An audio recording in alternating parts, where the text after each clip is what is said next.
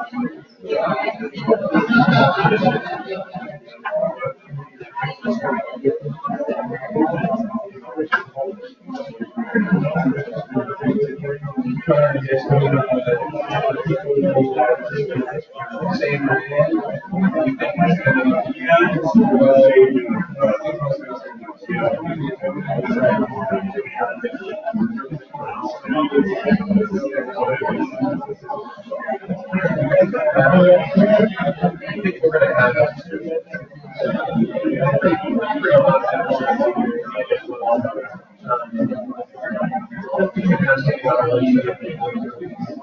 afternoon, everyone. Good afternoon and welcome today for the 2019 Planning for Sustainable Places pre-application workshop. We're going to go ahead and get started. This morning we discovered that I had published 2 different times for this workshop, so we may have some folks who appear at 1:30 because the flyer said 1:30, whereas everything else said 1 o'clock. But for reference and for information purposes, we are recording this presentation and it will be posted to the website, so you can go back and visit it if you have questions or if you need clarification. It will be a resource available to you. So thank you again for joining us for the PSP pre-application workshop. Additionally, an electronic copy of this presentation will be posted to the resource section of the application website after today's workshop. And as I mentioned, I'm also recording the presentation, and if successful, it will be posted also.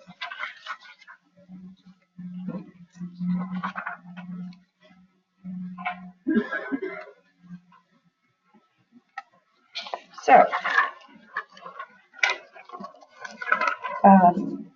as noted in the slide, the program builds upon Transportation Outlook 2040 and the Creating Sustainable Places by supporting the development and implementation of local activity center plans consistent with the Creating Sustainable Places principles, identified regional centers, and both the regional land use adopted by the MARC Board and the land use policy outlined in Transportation Outlook 2040. The program supports and furthers localized public engagement and community consensus building to raise community-led solutions. And it further integrates transportation, land use, and environmental strategies through the projects to realize and advance the objectives of Creating Sustainable Places and Transportation Outlook 2040.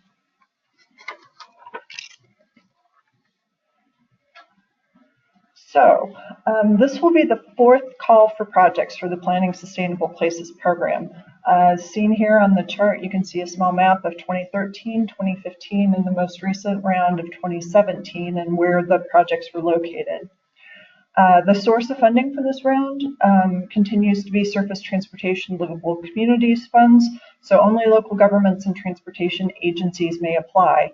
But we encourage that you partner with not-for-profits and others in your community to ground your proposed project in your community.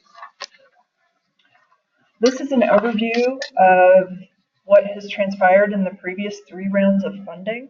Please keep in mind that there will not be HUD funds available for the current round of funding. It is just surface transportation dollars, and so there needs to be a strong transportation focus for any projects that are proposed.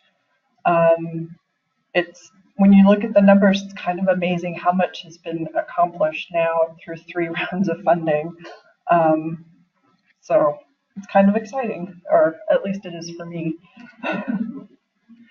So just to reiterate, this is how the program is outlined for this call for projects. Only local jurisdictions and transit agencies may apply.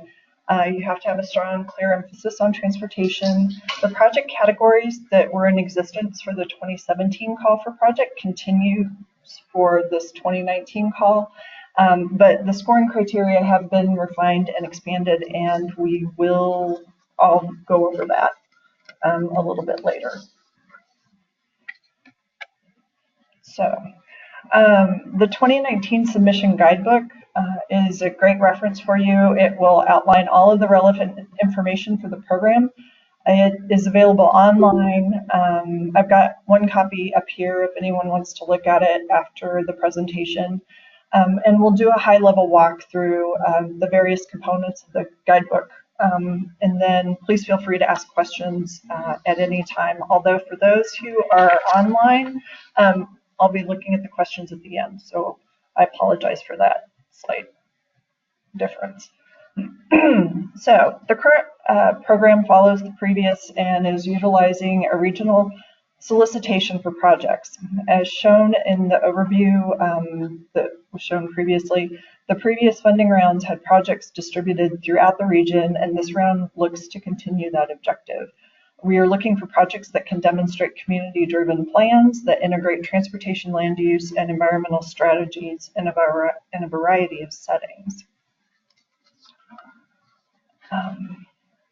So the funding for this cycle is $600,000 in the state of Missouri and $355,000 in the state of Kansas.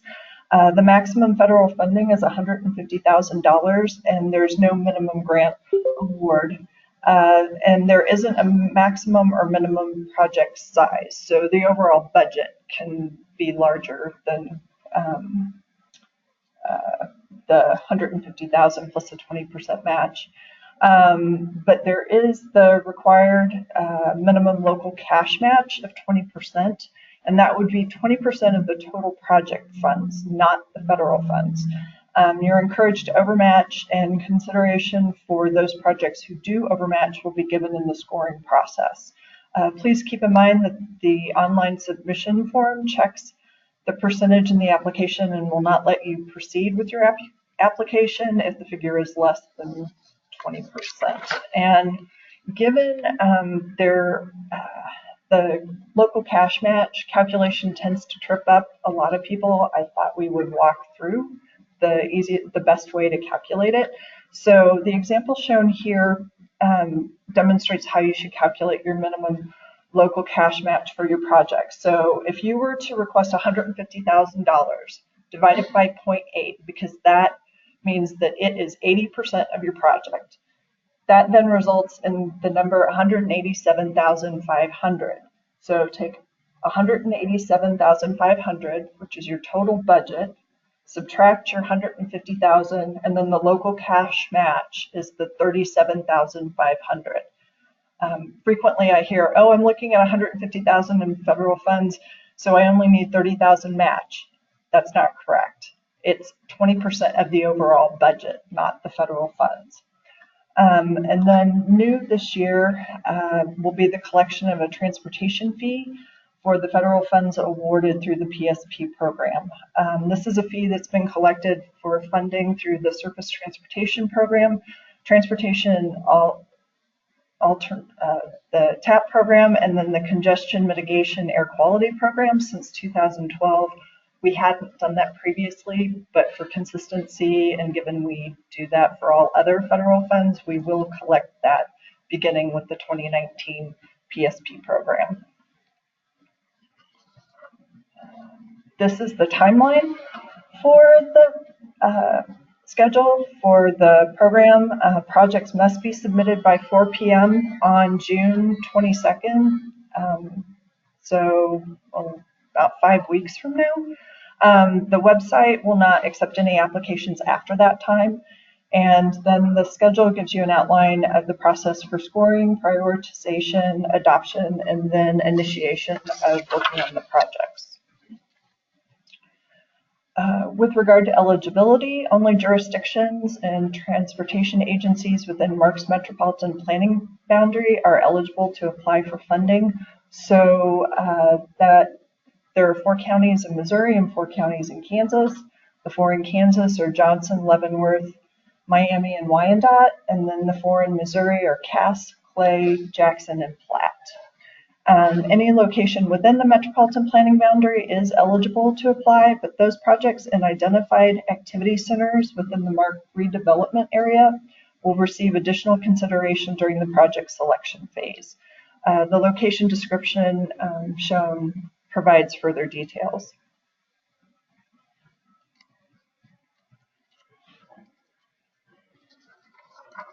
Next, looking at the project categories. So eligible projects would fall into 3 categories, and to get a better understanding of previous projects in the categories, I would suggest that you look at the 2013, 2015, and 2017 Planning Sustainable Places project pages that can be found on the MARC website. But the Sustainable Places Plan is really your first step into doing a plan for a particular area. It would be for an area that hasn't seen any recent planning conducted within the study area. With regard to project development, that would be if you have already done planning work in an area. So it would go into further analysis or maybe look at a particular aspect of a particular plan and further develop the plan with regard to maybe transportation or some other aspect within that area. Then implementation activities would be that final development of a project before you get to plans, specifications, and estimates. So it would not allow for any preliminary engineering for the project. This program is purely planning, so the project would have to stop before you get to preliminary engineering. And to then go into a bit more detail, the Sustainable Places Plan must incorporate the 3 elements that are in the white bubble on the left. On the right are examples of the types of projects that could be incorporated into this type of plan. So it could look at land use, it could look at transportation, but it needs to be looking at how they work together. You could be looking at transit, you could be looking at bike, ped issues, connectivity to other areas. There's a variety of different projects that you could undertake with this category of projects. Then with the project development, once again, the elements listed in the white bubble are the requirements, and the project must incorporate, and the project must incorporate those elements. And then on the right are examples of the types of projects that could be incorporated in this type of planning work. And once again, if you have a plan for an area that is existing and it had a strong public engagement component to it, you don't have to start with a Sustainable Places Plan. You can utilize it as that first type of plan and then go directly to a project development activities plan. Then finally, implementation activities is the final category of projects that we look to fund, and the elements listed in the white bubble again are those that must be included. And then on the right are examples of the types of projects that could be incorporated within this type of work. And it could provide information that could be used for a future RFP. It is really wrapping up and tying up the loose ends just before you would get to doing your design development. Next, looking at the evaluation criteria. The evaluation criteria retain the same general categories as the prior rounds of funding.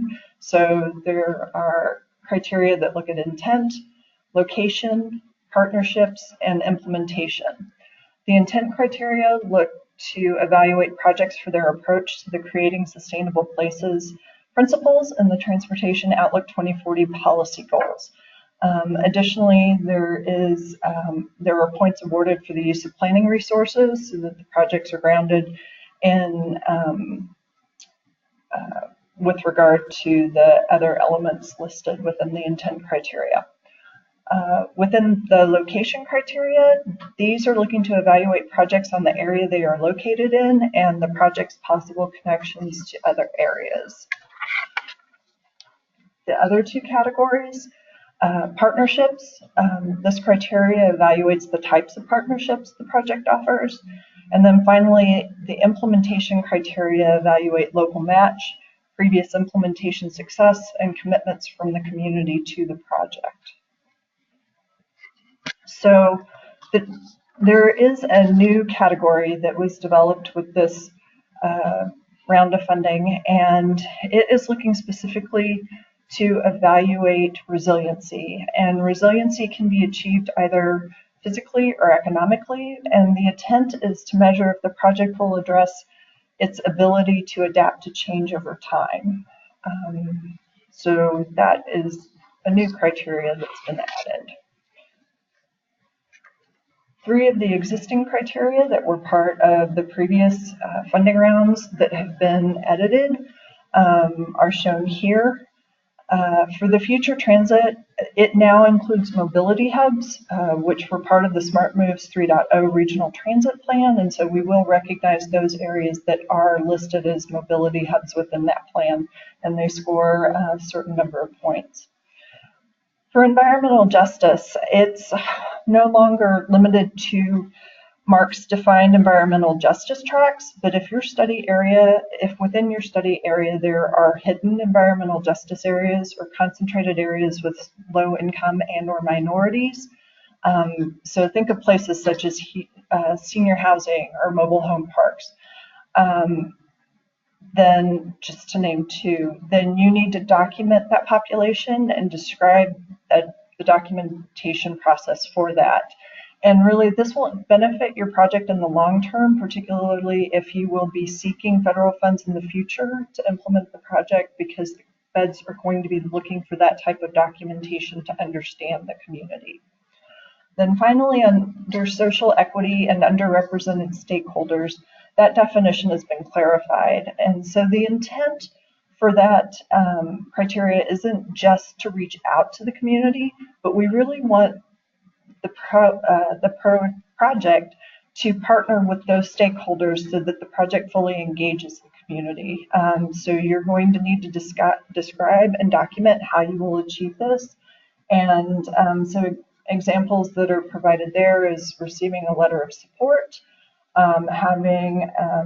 including an equity or underrepresented stakeholders on the project steering committee, or commitment of resources. And that wouldn't necessarily be financial. It could be meeting space for public meetings, and a variety of other things that are not just financial in nature.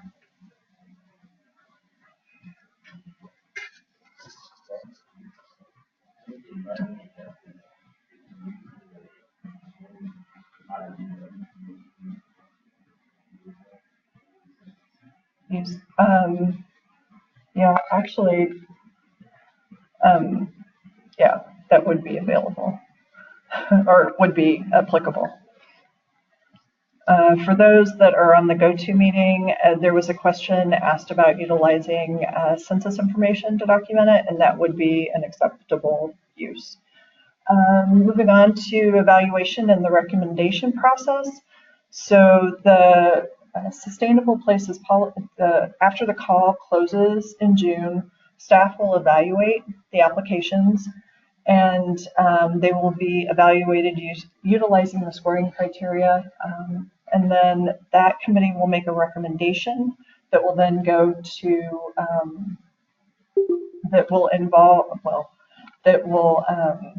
be shared with the state DOTs and FHWA, and then any gaps or items that need clarification, we'll go through that process.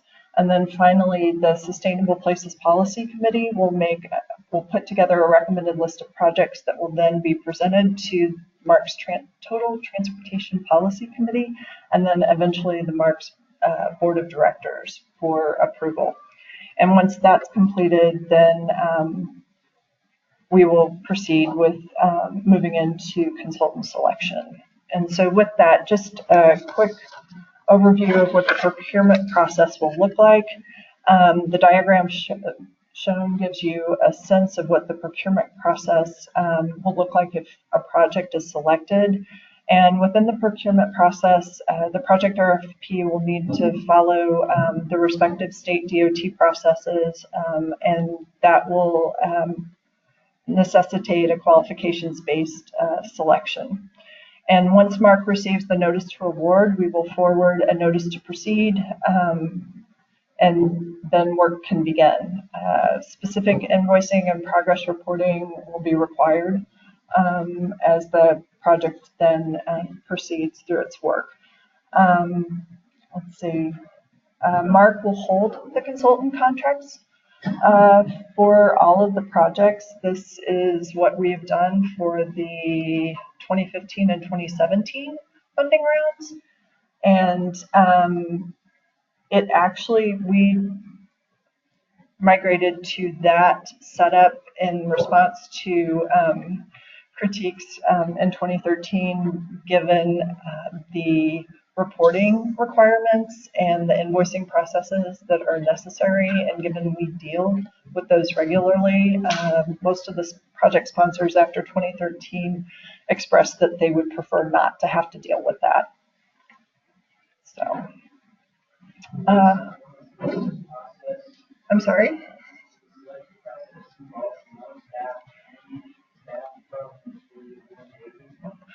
Yes. So the question was asked, will the selection process involve Mark staff and the sponsoring community? How it works is there will be one Mark staff member that is assigned to each project. They're really there to make sure federal guidelines are followed, that type of thing. But the selection committee for the consultant will be a committee that is selected by the sponsor agency. So they assemble their selection committee. They are the ones who are in the interviews, and then they are the ones who will be scoring any of the consultant applications and the interviews in order to select the consultant for their project. So although Mark holds the contract, the sponsor entity is the project manager for the project. That is not Mark's responsibility at all. We're basically just an admin presence and to ensure that federal rules are followed. So with regard to the submission process, I'll walk through the actual process of creating an account in a moment, which includes adding a project, revising it, and then you're able to delete a project if you decide you don't want to deal with it any longer.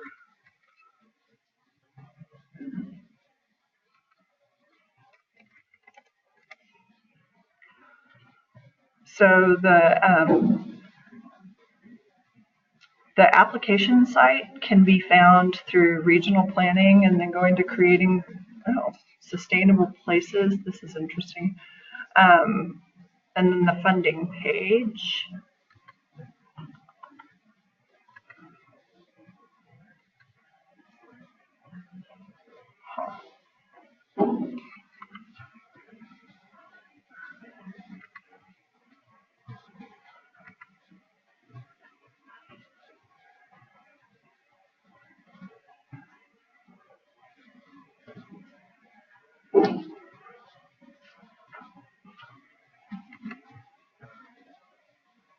Sorry about this.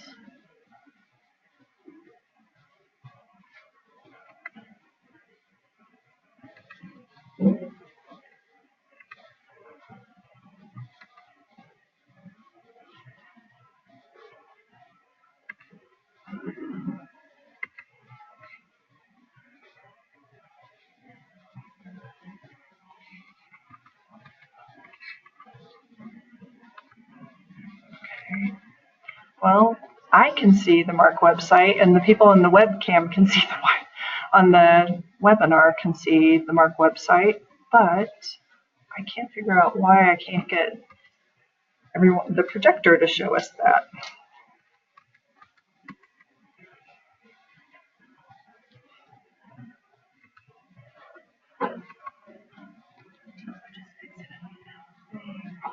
I did.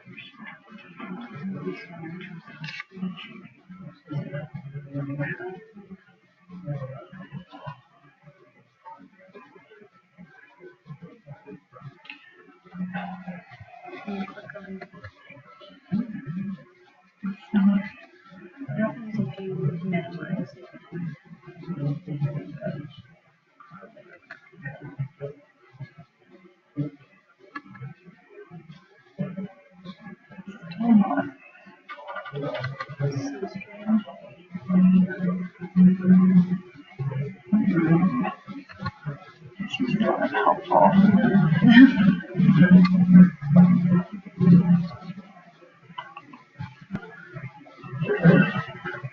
So this window where you can't get any line drag it.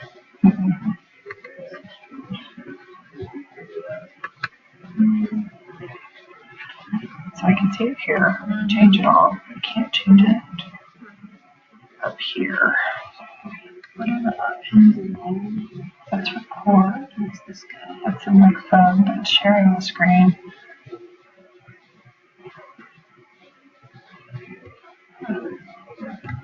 Can you try opening it in Explorer? It shouldn't make a difference. I know.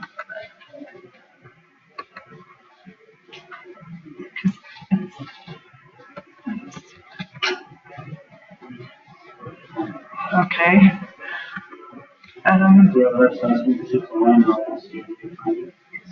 Yeah. What happens if I click the arrow?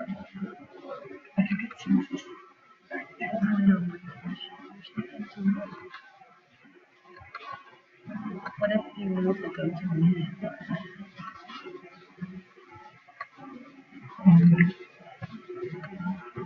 But it's now paused. Okay, well, until we can find someone, we'll continue. Okay, so if we can get some assistance to be able to get it so that everyone here can actually see what's on the screen here, we'll then walk through the application. Additionally, we have resource maps available, and if we can make it so that I can access it, we'll actually click on the link and go through and walk through the items available through the Esri viewer for accessing information.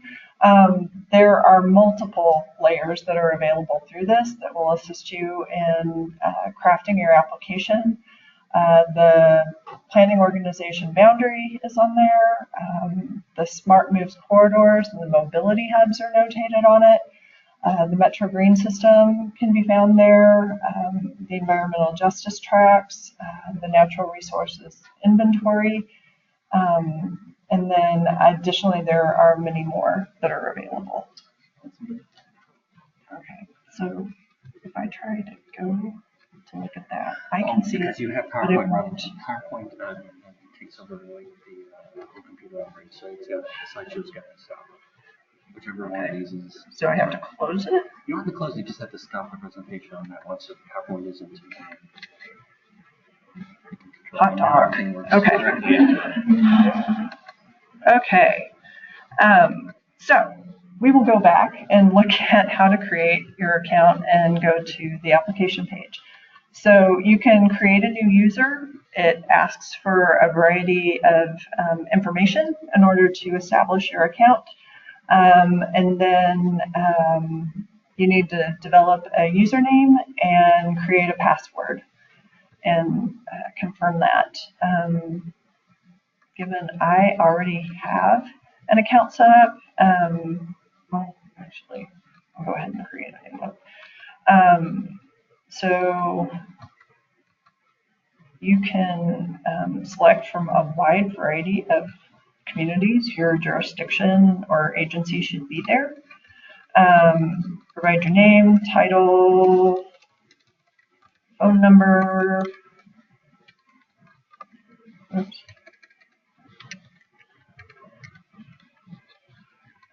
email.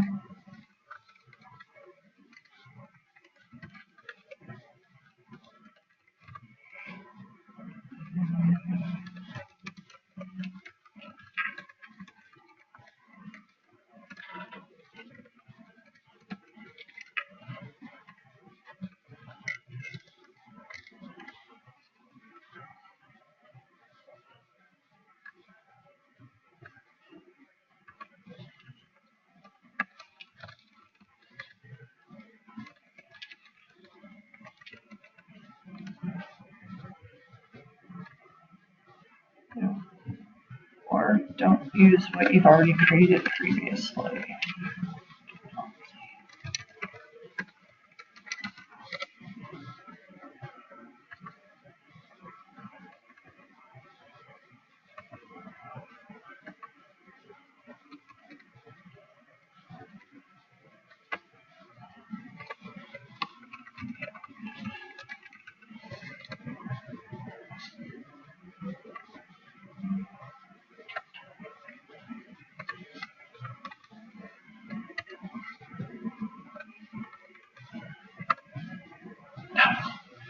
Well, make sure you have all of your details with you when you try to do this.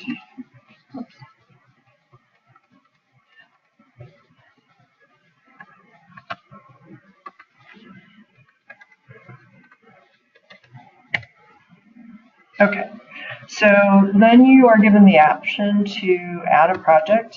When you do that, it will take you through the full questionnaire so that you need to input which project category you're in, who the contact person is, the project name, the location, and a variety of items, which those are then used in order to do the scoring of the project. So there are a variety of questions.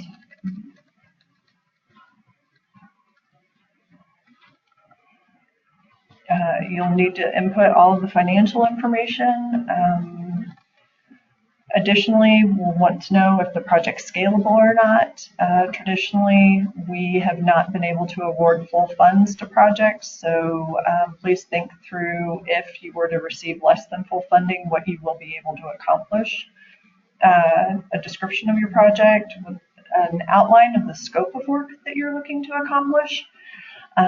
Additionally, we're going to want to know different items about, is it reflective of adopted, does it reflect and is it consistent with any relevant adopted local comprehensive plans?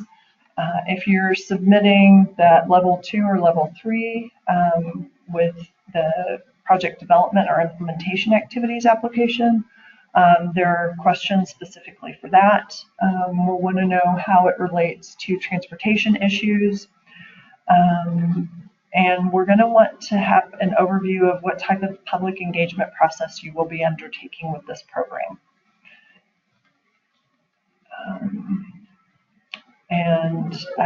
Additionally, we ask to understand how you are creating or enhancing a vibrant community. That's one of the main hallmarks of this program. And there is a reference to the Sustainable Codes framework, in which there are 7 principles there that get into what makes for a vibrant community and a sustainable place. Then it will go in and ask questions about each of the selection criteria. And we are looking for an answer that will illustrate how you are accomplishing or addressing that particular element. And please be specific as possible and brief as possible if you so choose. After a while, there are a lot of applications that we review, and so short and concise is always appreciated. So, and because there are so many criteria, there is a question for each of those. So there are 33 questions for you to go through in order to address all of our selection criteria elements. Then once you do a save and next, it will provide you with a PDF that you can look at to review, and you're capable of making edits and changes to your document up until 4 p.m. on the 22nd when the call for projects closes.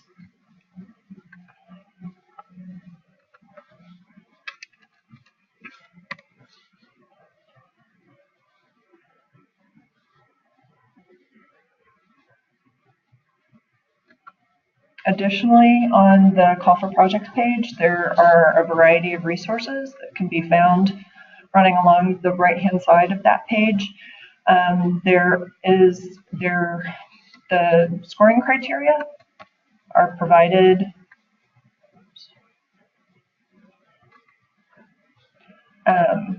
so that you can look at those in detail. And how many points are awarded to each and how we award the points within each of those criteria items. Additionally, there's a Q&A document. Any of the questions that are asked today will be incorporated into that and updated. That way you have it for future reference. The mapping data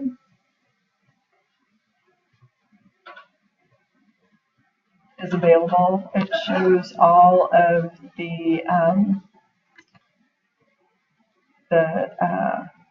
Kansas City area. Okay, that's not good. We will get that corrected. But you can look at where the previously funded projects are in addition to all of the other layers that are mentioned in the guidebook, should you need to use those as you're assembling your application.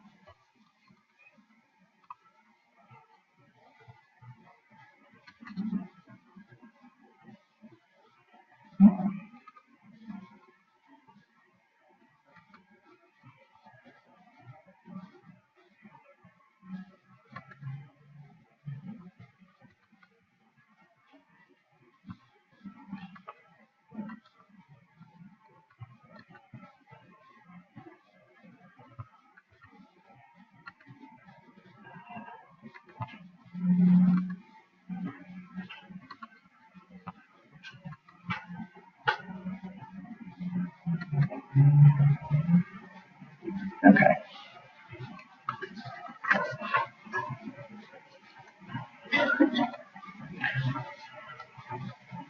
So now looking at planning resources, there is a short document describing planning resources that can be found on the application website, and it's also, there's a link to it in the resources column that's on that right-hand side of the page. And I'll do a brief overview through the following slides that address the resources that are listed there. So the first item is scenario planning. Mark has invested in Envision Tomorrow Plus, which can be used for developing pro formas for projects and doing projections to understand what changes in population and jobs can have on a project area.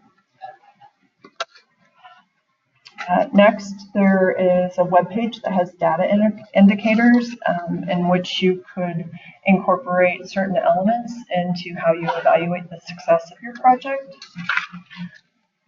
There is environmental data available through the Natural Resources Inventory that will help to identify those areas that could benefit from restoration or conservation within your study area.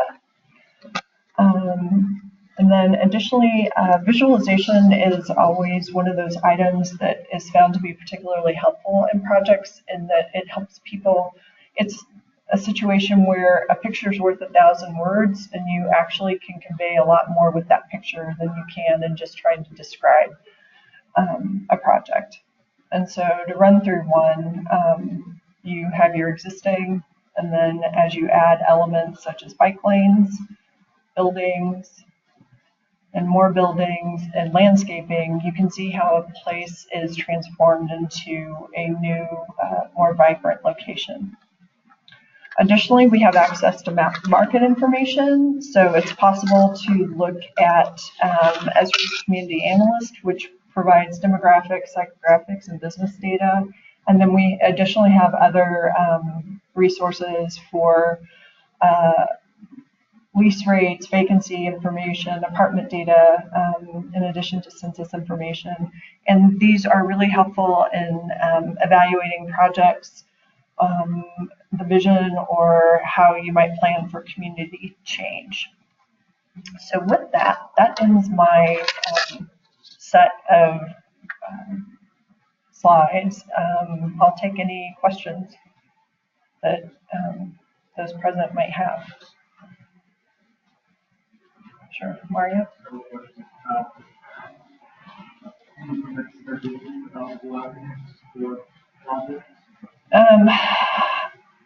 They would need to have a city sponsor associated with them. And for those who are online, the question was, are community improvement districts considered an eligible applicant for PSP projects? And it would need to have a city sponsor for it. They could provide all of the local match, but we do need a jurisdiction or a transit agency to be the sponsor.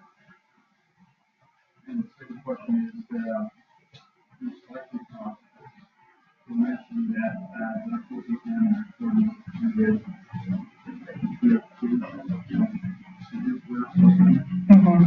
a lot of you people interviews or less than grade. So if there was a project of this, I'm seeing, sure. The question was, if a project's budget were under $100,000, would we still have to go through interviews for selection purposes for the consultant? The answer is yes. You will need to go through interviews in order to do your consultant selection. And that a clarification would be that's on the Kansas side. I believe MoDOT.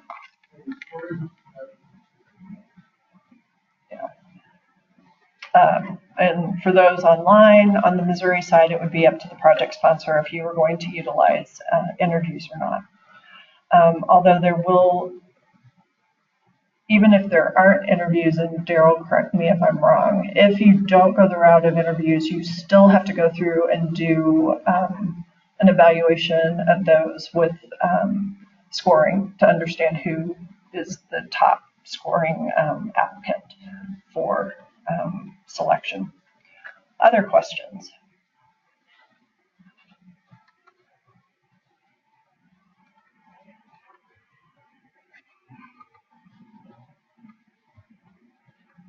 Okay. Yes.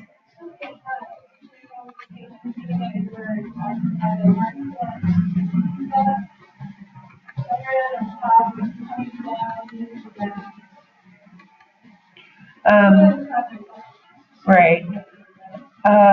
So I believe we would collect it at the time when we do the local cash match collection. So when the local agreement is executed with the project sponsor, we would then be looking to collect that 0.5% fee on the transportation dollars.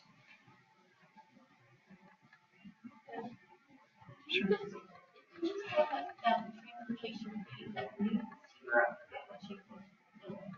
The what? The transportation fee that new to 2019, or did you do that last year? So within the Planning Sustainable Places program, we have not collected that previously.